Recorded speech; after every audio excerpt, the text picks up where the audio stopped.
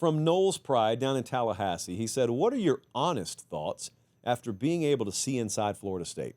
Our media isn't allowed, so I was a bit shocked when you got access." So he's referring to a month or a month and a half ago when Mike Norvell let us come down there for the day, and we sat down with him for a lengthy one-on-one for the speaker series.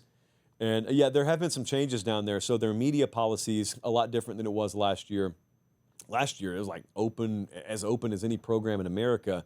And this year, it's been pretty closed off. But they did let us in there.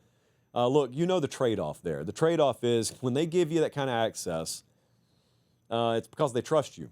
So you got to be responsible with how you talk about it. So I'll speak in somewhat of a generic tone here. But look, it's spring, so there aren't specifics you can drill down on yet. Here's what I'll say about my impression of Florida State. My impression is there is no comparable data point in history to go to. In other words, there's nowhere where you go and say, hey, find me those other teams that won 11 fewer games in one season than they had the previous season. Let's see how they did. It's never happened at the power level.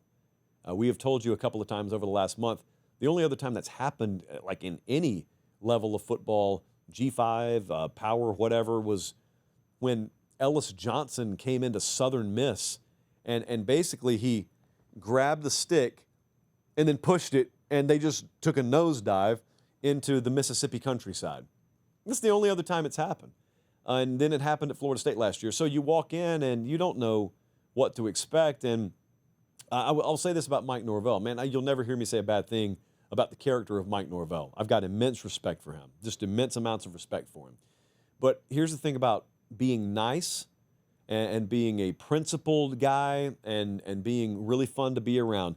That's not the deciding factor as to whether you succeed, whether you retain your job. And this is nothing he doesn't know, but this is kind of the impression that I walked away with. I walked away saying, I think that Mike believes fully in the changes he's made.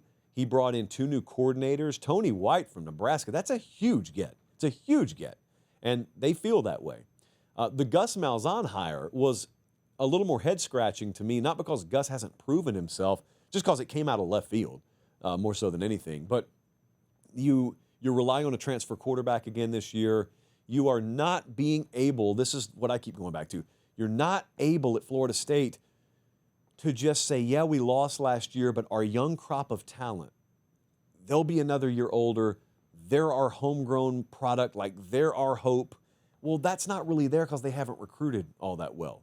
They haven't recruited at an elite level. They haven't recruited at the level where you just blindly assume they'll be right back in contention this year. If they are right back in contention, and maybe they will be, it'll be because unknowns from the portal, whether it be this year's class or last year's class, guys just now starting to contribute, those guys saved you. Hey, quick timeout. Check and see if you're subscribed to the channel. If you're not, make sure you do. It's free. It doesn't obligate you or sign you up for anything. It just helps us keep the channel free. All right, back to the show. Which could happen, but there's such an unknown. There's such a high variance, a high volatility even in relying on that. So you ask what my impression was. My impression was this is a building that's working as hard as any building in the country. Got no doubt about that. This is a building and a staff that still believes it's in itself. Got no doubt about that. The players are bought in, which I wouldn't have always said last year, by the way. I thought that team was dead last year. So there's a lot of energy that you'd want to feel around the building. But look, a lot of teams are going to miss a bowl game this year that have good energy around their building right now. So that doesn't guarantee anything. Lack of that energy does guarantee something. But they play Alabama week 1. They're a double-digit dog at home. They could lose 44-10. They could lose 27-24. They could pull the upset and win outright. My point is, you got a lot of conclusions that are going to be drawn after week 1. Now, if you're coming off a great year, it doesn't really matter what they're saying about you after week 1. But you have no equity. You have no benefit of doubt. You've got no wiggle room. So if you get embarrassed in week 1 and that doubt starts to creep back in, you got to be a rock solid guard to prevent that. If you lose in week 1, that doubt starts creeping back in. It just goes back to the same old. And you remember how toxic the environment got around the program last year. and how toxic the conversation is. Norvell told us when we were down there, he said, I can block it out. It's a tougher deal for my family, and then players, it's impossible for them not to hear it. My impression is I think they're trying all the right things. I think they believe they made the right changes, but there's no guarantee that they're right about any of that. That was my impression. Like, that was my takeaway.